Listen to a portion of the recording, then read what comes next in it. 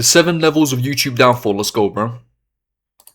Fame on YouTube means freedom, creative power, money, and millions waiting for your next upload. But the higher you climb, the harder you fall, because on this platform, no one stays on top forever. Bro, the most unjustified kind of hate is Mr. Beast hate, bro. Like, are we dead ass? Like, people just be hating at anything. It's the true definition of no good deed goes unpunished, bro. Like, genuinely. Oh my god, he helped 1,000 blind people?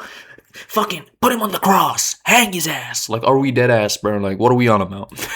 Not all YouTube downfalls are equal. While some creators fall from grace and quickly recover, a wallpaper app called Panels, and I made a lot of mistakes, and so appropriately the entire internet was very disappointed, and that's 100% on me. Others disappear overnight, with their careers burned to ashes at their own hands. Hi, I'm the Internet Anarchist. I create weekly YouTube documentaries. Bro, I know EDP. When EDP closes his eyes, he sees GD on, bro. That guy is still not letting go, bro. And thankfully, that's a good thing, bro. Like, damn. Fucking hell, he made a whole series around his ass, bro. Every intro, he's holding up a cupcake going, fucking, the whole show is called 445 something, bro. Like, he's dragging it on, bro. And today, we are talking about the 7 levels of YouTube downfall. How it all starts with one minor slip-up or a harmless lie from the creator, but with every level escalates into something darker, until the fame, the audience, and the entire YouTube empire collapse under the weight of their own ego. And as you'll see by the end of this video, some creators lose not just their careers, but their freedom as well. However, at the first level, the downfall is not anything even— Alright, hold on, let me say something real quick, bro. The most loyal type of audience is the YouTube audience, bro. Now, not even YouTube, like long-form audience. Like on TikTok and like Instagram and shit like that, you can lose people so quickly, you get what I'm saying?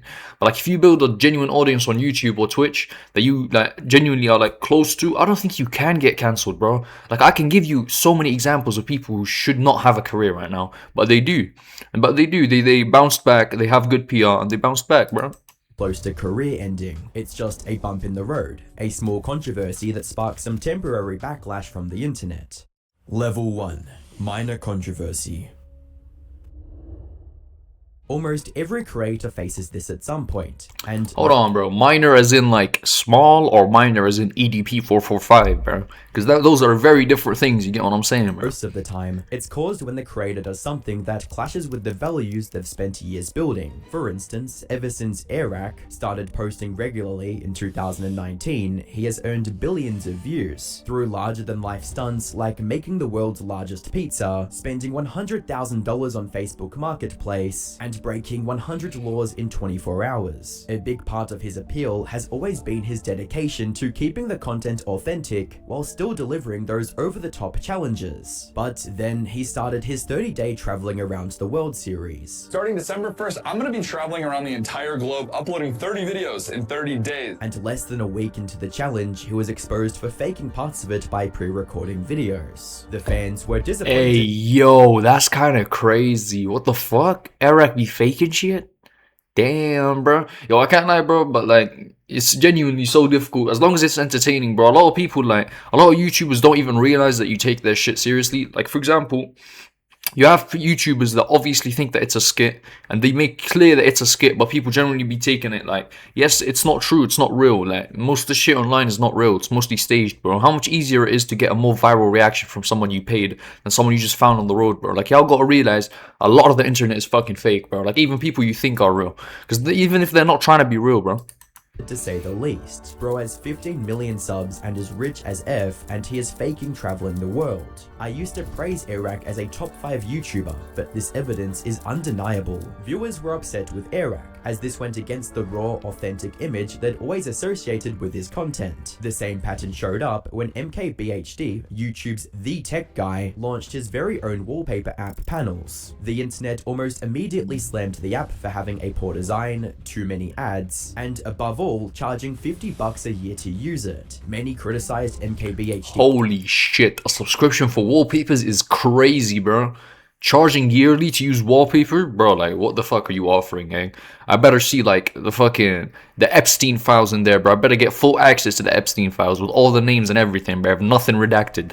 Holy shit, what the fuck is this? $50, bro. Nah, but that's crazy. That's crazy. For going against the very principles he'd built his reputation on, and for being out of touch with his own audience. But like I said earlier, backlash at level 1 is always temporary. But I think that's like less serious than like he's not forcing anyone to buy that shit. Like why is there any backlash to begin with? Like, okay, oh, it's $50. Alright, don't fucking buy it then. Like, I understand why no one should buy that shit. No one should buy that shit. I'll tell you right now, do not buy that. 50 quid a year for what, bro?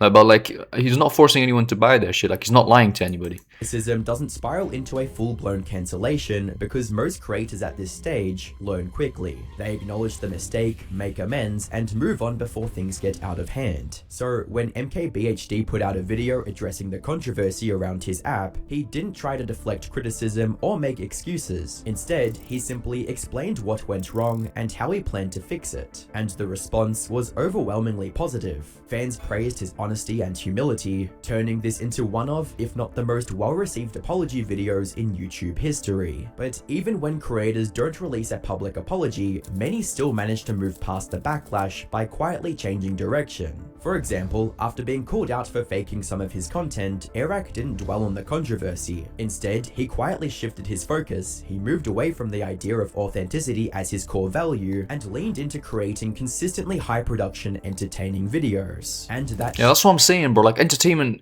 it's so much easier to make entertaining videos if things are fake. Like, if you can fake shit, why does it matter, bro? Like, he's not lying to you, he's not telling you it's real. You get what I'm saying? You might assume that it is, but it's not, bro. And most of the time, they do put that as a disclaimer. Everything shown in this video is a skit. And people think that that's a funny warning. No, most likely than not, they're actually telling you that this shit is not real, bro. But I mean, it doesn't make it any worse or better, in my opinion. Like, it's still entertainment, you get what I'm saying? Shift worked, as in the last couple of years, Iraq has continued to grow at an incredible pace, because at this stage, a downfall isn't about destruction. It's a wake-up call, one that most creators recover from. But the deeper we go, the harder that recovery becomes. And as we move into the second level, the fallout from the creators' mistakes begins to test the strength of their reputation. Level 2. Dent to reputation. This is where the consequences start to hit closer to home, and the audience begins to question if the creator they've supported all along is really who they thought they were. The damage may not destroy a career, but it's serious enough to force creators into damage control. A perfect example of this is Linus Tech Tips. Linus is one of the OGs of YouTube, who's been creating content since 2012. Over the years, he's built— Holy shit, bro. Fucking hell, these people have been around, bro. God damn. A massive business empire worth over $100 million, supported by an audience of millions who trust him and his— Holy shit, bro. These tech YouTubers, these finance people, you don't realize how much money they making, bro. Like, if people reaction videos are bottom of the barrel, gang, we make no money. Like, compared to them guys, we make good money. Like, don't get me wrong. But compared to those guys can have 1/100th of our views and make stupid amounts of money, bro. Because, like, of course, you're going to trust someone who you're taking financial advice from. Like, you get what I'm saying? So, like, they get more sponsor money. They get more clicks get more RPM. All of that, bro. Team for honest, unbiased reviews of the latest tech, but all of that came under fire when another YouTube channel, Gamers Nexus, called LTT out. Gamers Nexus released an investigation exposing a number of problems with the LTT content, including inaccurate data, false claims, and misleading opinions. And for a company built on the expertise and accuracy, this was a serious blow. Naturally, the LTT community felt betrayed by what they saw as unprofessional and careless practices. In response, Linus and his team released a 20-minute apology video featuring several members of the community, acknowledging their mistakes and promising major internal changes. But the community's response was divided. While some viewers appreciated the transparency, others remained unconvinced, questioning whether the company had lost touch with the values that made them credible in the first place. But the repercussions at this level don't always come from the audience. Sometimes a creator's actions reach beyond public perception and start to shake the trust of the brands and the sponsors that keep their channels alive. That's what I'm saying, bro. That's what I'm saying. Like, mainly the most important thing online is just how brand friendly you are. That really just makes or breaks some careers, bro. Like, if you're someone who's out here doing crazy shit, radical shit, who's unstable, who's got like a blabbering on, he's got this, like, recklessness when he speaks, bro, you're gonna be much less like brand friendly. Like that's what I'm saying. That's why like Linus Tech Tips, for example, if he lost that credibility, it's a big hit to his career, bro. Because like now his sponsors are gonna pay less because people trust him less. Like PewDiePie. Like imagine you paid someone to say that, oh, these headphones are fucking great. Oh, he goes, oh, they're great, but no one trusts you anymore. Like that's genuinely a big reason. Like that could cut his profits in like stupid amounts. At the end of his career in 2017, he faced massive backlash after making an anti-Semitic joke in one video, and later using the N-word during a live stream. And while the initial The PewDiePie bridge incident, bro. I'm gonna be telling my kids about that like it was the pandemic, bruv. reaction online was intense, Felix managed to calm the situation fairly quickly by addressing it and issuing a public apology. I said the worst word I could possibly think of, and it just sort of slipped out. And I'm not gonna make any excuses to why it did, because there are no excuses for it. I'm really sorry if I offended, hurt, or disappointed anyone with all Bro, low-key, this PewDiePie is the best PewDiePie, bro. Like genuinely, like when he had that beard and that dyed hair, bro, he was different, bro. this. Being in the position I am, I should know better. But redeeming himself in the eyes of his audience wasn't enough. Several major sponsors, including Disney, cut ties with him almost overnight. Still, even with these severe consequences, both PewDiePie and Linus Tech Tips managed to bounce back over time. By owning their mistakes and showing consistent accountability, they slowly earned back the trust of their audiences and their partners. Because at this level, redemption is still on the table. The damage— Bro, PewDiePie now is just living in an anime, bro. Like a piece of life anime. You know those animes where it's like normal, it's chill, there's no villains shooting. That's the actual life he's living right now. Like it's crazy, bro. I'm happy for him. Serious in the moment, but it's temporary. And for the creators who take responsibility, the downfall becomes just another chapter in their story. But past this point, redemption isn't really an option anymore. Level 3. Drama and exposure. Rice Gum, bro. What the fuck happened to Rice Gum? He was the thing back then.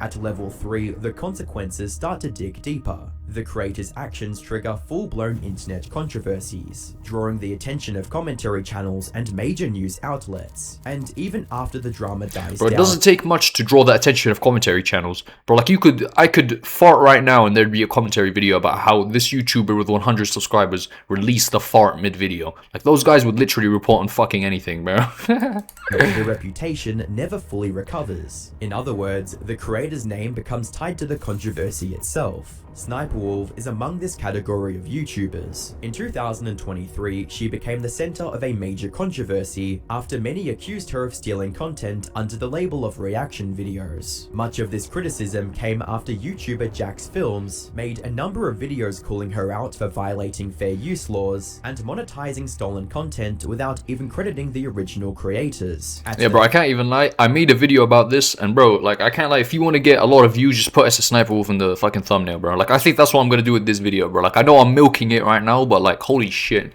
the video does like 10 times better because SS Sniperwolf's in the thumbnail, bro. Like, can you blame me though? Can you blame me? I'm milking it, but can you blame me, bro?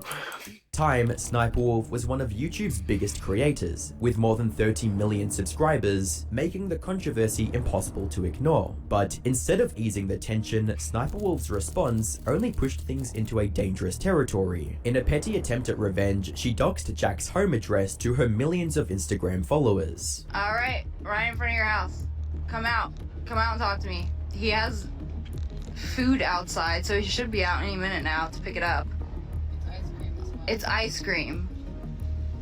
I just want to talk. Putting Jack and his wife's safety at serious risk. Naturally, this reckless behavior escalated the controversy overnight. Creators across YouTube condemned her actions, with many openly demanding— See, people saying you stole that content, that happens to every fucking YouTuber, bro. Like me, everybody else, like I began, oh you're not transforming it enough, you're not, bro. Like reaction contents have always been around, bro. If you've got a problem with me, if you've got a problem with SS Sniperwolf, if you've got a problem with literally every streamer, every person that's doing anything online, bro, like you're gonna have to cancel 90% of the internet before you do me, bro. But like the thing is, if she just ignored this, no one would even know about this shit. Like if she just ignored this, if she didn't react the way she did, no one would even know anything about this shit, right? You get what I'm saying? It would have died out. Everyone gets fucking complaints. Oh, you're not sure, you're not doing enough. You're just reacting. Every reaction YouTuber gets backlash like that. But the fact that she did something like literally doxed him, bro, that's what made the situation so like serious, bro. her to be removed from the platform. There is no reason why she is not open to termination. YouTube should actually be fair in this and terminate her channel, or at least heavily restrict it, or severely punish her. In the end, YouTube lets the incident slide with a relatively minor punishment of a temporary demonetization, but the actual damage done was permanent. The incident ruined her overall image and turned her name into a symbol of everything wrong with reaction content. Even today, she's remembered more for stealing content and the doxing scandal than anything else she's done on the platform. But Yo, hot take. I'm not trying to like be a white knight here and save my queen, SS Sniper Wolf. Bro, I'm gonna keep it a buck, bro. I don't think she's stealing content. Like, I've clicked on one of her videos for research purposes. I promise you, I do not watch SS Sniper Wolf. Oh my god, guys. I don't fucking... Nah, but bro, I clicked on the video and she's talking, bro. Like, she's not stealing the content. She's giving a lot of credits in the description, which I'm sure might be something that she like started incorporating after the backlash. But like, you gotta give her credits where credits are due, bro. Like, she's probably doing less stealing than I am, bro, at this point. a downfall like this doesn't always come from one explosive controversy. In many cases, it's a pattern of disgusting behavior from the creator, refusing to learn, grow, or take accountability that slowly destroys their reputation. And no one embodies it better than Logan Paul. His career has been a long trail of controversies and scandals, but the first and arguably worst of them came Yo, say what you want, bro. This might be the most iconic fit ever, bro. It's 2017, when he posted a video filmed in Japan's... Yo, that hat is actually so iconic, bro. I'm not even gonna like it or hate it. Obviously hate it. Don't fucking like this shit. But it's like, yo, that hat is iconic as fuck. forest, also known as the forest. In the vlog, Logan and his team filmed the remains of a man who had decided to end everything in that forest, all while laughing at the tragedy with a disgusting lack of empathy. The video went viral for all the wrong reasons, sparking international outrage, forcing YouTube to cut ties with him temporarily. But as disturbing as it was, had Logan genuinely reflected on the incident and changed his behavior, he could have still recovered over time. Instead, his career became a cycle of reckless decisions, each one erasing whatever progress he made towards redemption. Over the years, Logan has been accused of everything from animal abuse to scamming his own fans through shady crypto projects. And while much like Sniper Wolf, he still racks up hundreds of thousands of views, his public image is permanently stained, with him widely known as one of the most toxic creators on the platform. Bro, but I can't even lie, bro. Like, he's bounced back so many times, it's fucking impressive, bro. Like, you actually can't cancel Logan Paul, bro. Like, holy shit. I don't know what sort of... He's got Saul Goodman of fucking PR in his team, bro. Like, it's crazy. You cannot cancel this guy. It's nuts, bro. But as we move into the next level, the audience's patience finally runs out, and even the most loyal fans walk away. Level 4. Complete... Bro, cancel culture in general has died down. At one point, it was like this crazy force. Everyone was scared to speak, bro. Every YouTuber acted like they had duct tape on their mouth. They couldn't say a thing, bro. And now it's like died out. A lot of cancel culture is now like a lot more of like easygoing. You get what I'm saying? Back then, they were fucking rampant, bro. Lapse of credibility. Every YouTuber would sleep and double check their doors closed, bro. And you don't want to have like one of them fucking hunt you down, bro. At level 4, the damage goes far beyond reputation. This is when a creator's downfall becomes disgraceful, as the audience loses all faith and even the most loyal fans turn their backs. This level includes early YouTube stars like FuziTube and Kid Behind a Camera, who are now... Bro, FuziTube is just the funniest looking human being, bro. Like, what the fuck is this, bro? He's a goofy ass guy, bro. Who used to watch OG FuziTube, bro? Like, I don't understand, like... remembered only as cautionary examples of self-destruction. But level 4 downfalls don't happen overnight. They're the result of long-term manipulation, where a creator keeps deceiving their audience. Like, what does FuziTube do for a living? When you ask FuziTube what he does for a living, what the fuck does he say, bro? Like, there's no way this guy's a content creator. This guy just tweaks out on camera, bro. Like, I've only seen streaming clips of him. I don't know what his core content is, his YouTube content. I was never like an OG FuziTube watcher, bro. I don't know who his target audience is. I don't know what sort of content he used to post, bro. But I imagine it's like straight slop, bro. But no hate to him. I fuck with the guy. Don't know what controversy he's been in, though. I should probably listen to what he's done first. Their loyalty for views views, money, or clout until there's nothing left of it. Boogie2988 is one of the clearest examples of this slow decline. By the late 2010s, his fans had already begun losing patience with his repeated lies about his personal life, and a series of insensitive jokes that slowly wore down his nice guy image. Then the September 2020 incident, where he threatened fellow YouTuber Frank Hassel using a firearm, served as another example of his irresponsible and arrogant— What the fuck? You shooting at people? Damn, bro. Why is he moving like King Von, bro? What the fuck? behavior. Things only got worse with the release of the documentary The Dark, Sad Life of Boogie2988. It exposed his misogynistic views, addiction to hiring escorts, and complete lack of accountability for his actions. These revelations destroyed the humble and wholesome persona he was once known for. He's a real-life Bojack, a self-destructive, self-centered broken person that brings everyone around them down and refuses to improve. Boogie is the definition of "my life is hard and I don't want to change it, please give me sympathy." But the final nail in the coffin came when streamer Destiny publicly exposed Boogie for lying about having a rare blood cancer. Boogie, Damn, lying about cancer? Gang, that's crazy, bro. That's crazy. How do you even come up with that shit? Oh, today I'm just gonna go online and tell everybody I have cancer, bro. Like, what the fuck? 488, you are being confronted tonight.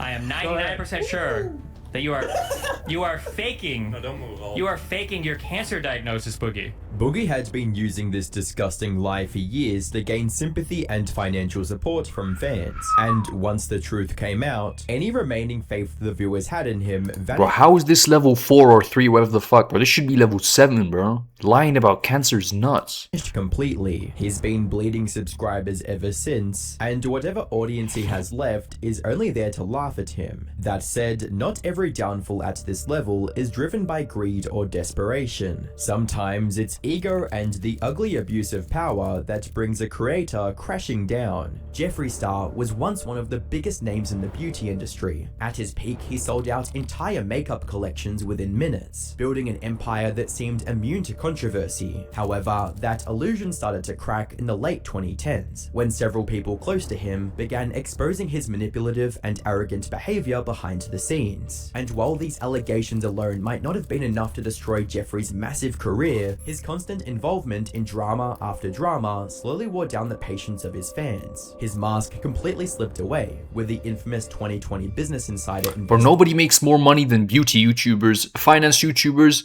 and what else? Like, just finance and beauty YouTubers make so much fucking money, bro. Like, those are the most marketable people. Because imagine someone you're taking financial advice from. Yeah, he can convince you to put all your money in some bullshit, bro. Like, he can convince you to. And beauty products. Oh, look at me, I'm so fucking beautiful. I'm the reason I look so good is because of this fucking lipstick that I'm selling for 40 quid. Buy it in the description. Like, you get what I'm saying? They have like the most marketable audiences ever, bro. Like, it's nuts. The report detailed a long history of disgusting behavior and accused him of racism, physical abuse, SA, and more, which ultimately ruined the illusion of his untouchable career for good. But the next level takes things even further, stepping into a darker, more depraved territory. Because you have these finance YouTubers, half of being a finance YouTuber is flexing money. Like, that's the truth. Half of it is flexing money, the other half is convincing people that how you made your money, even though that's not how you made your money, so you can sell them courses. Like, that's literally what it is, bro. Like, beauty YouTubers, they try telling you, oh, I look so good because of this. Finance YouTubers try telling you, and I'm not hating on any of them, by the way, I'm just saying, like, objectively, they telling you, I got rich because of this, and they show you a product, or they show you, and those are two things that people want most in life, to look good and to have money, bro. So obviously they're making the most money, these YouTubers. Level 5. Careers destroyed. At this stage, it's no longer just the audience that abandons the creator. The entire internet unites against them, and the consequences follow them for life. Level 5 downfalls require something far more sinister than ego issues and manipulative behavior. They are usually triggered when a creator is accused of something deeply disturbing, and these allegations are backed by undeniable evidence that leaves no room for excuses or explanations. For example, in 2023, a number of former fans accused Colleen Ballinger of predatory behavior towards them while they were still minors. Colleen had over 8 million subscribers at the time, and a majority of this audience was children. So naturally, as soon as these allegations surfaced, they spread like wildfire. Nah, is it the ukulele girl? She was apologizing while playing her beautiful tunes, bro. This shit was hilarious, bro. Her 2 decades-long online empire collapsing almost overnight. Her sponsors cut ties, tours were cancelled, and creators across the platform publicly Bro, does everybody be touring? Like, I don't know what her content was, but holy shit, man. distanced themselves from her. She made one last desperate attempt to save her career with her tone-deaf ukulele apology video. I'm just a loser who didn't understand I shouldn't respond. Bro, this is YouTube history, bro. This is iconic as fuck. And to no one's surprise, this turned into a meme almost instantly, cementing her downfall as one of the most humiliating in YouTube history. And it's not just creators like Colleen. Even those standing at the top of the platform aren't safe once they cross this line. Until mid-2024, Chris Tyson, now known as Ava Tyson, was one of the main faces in the MrBeast empire, appearing— Oh my god, I remember this drama was crazy, bro. Everyone was talking about this shit. Oh my god, did you see Ava Tyson? Did you see Titan, bro? Like, I remember this used to be like the hottest shit on the block, bro. countless videos for the biggest YouTube Yo, it looks so weird looking at him back then, bro. channel on the planet, but none of it saved them from the fallout that came from a series of predatory and grooming allegations towards minor fans in June 2024. As soon as evidence surfaced online, it took less than a week for their entire career to fall apart. Their apology only made the outrage worse, with thousands demanding them to be put behind bars. MrBeast— Bro, I wonder what Ava's doing right now, bro. Like, what the fuck is she doing? Like she's not on the internet, that's for sure. But what the fuck is she doing, bro? How does she make her money, bro? Like, is she working at some normal ass restaurant? I don't think you can, bro. I think her financial situation's fucked forever, bro. Like, what are you gonna do? Imagine seeing, like, everyone's gonna recognize you if you work at McDonald's. It's gonna be hell, bro. publicly cut ties with them, and Ava disappeared from the internet entirely. But while Ava chose to disappear, creators at the next level don't even get that choice. Level 6 Deplatforming. Level 6 belongs to those who make shock value their brand. They'll say or do anything for attention. Bro, J Station was crazy, bro. Like, how do what was his audience? I wish to someday meet a J Station avid watcher, bro. Like, you must be the most brain dead motherfucker. Like, he was the OG Tum Tum Tum Sahur, bro. He was the OG Skibbity Toilet. I met fucking Jake Paul at 3 a.m, bro. Jake Paul's ghost, bro. Like, the fuck are we on about? Like, who used to watch that slot, bro? Even if that attention comes in the form of hate. In that sense, these creators— Slender Man just called me. And the thumbnail's him going like this. are always heading towards their inevitable downfall, and the list includes names like Master Oogway, aka Omar Sastem, whose entire career was built on provoking disgust. At first, he scraped views through low-effort stolen videos, feeding off other people's work, but once that stopped working, he decided to rely on controversy, leaning into the most disgraceful behavior imaginable. He started using racial slurs. So, I'm gonna say it for the first time in my life properly. For the first time in your life, who are you lying to, gang? Let's side-eye this motherfucker, bro. I'm side-eyeing you right now, bro. Fuck you mean the first time, bro?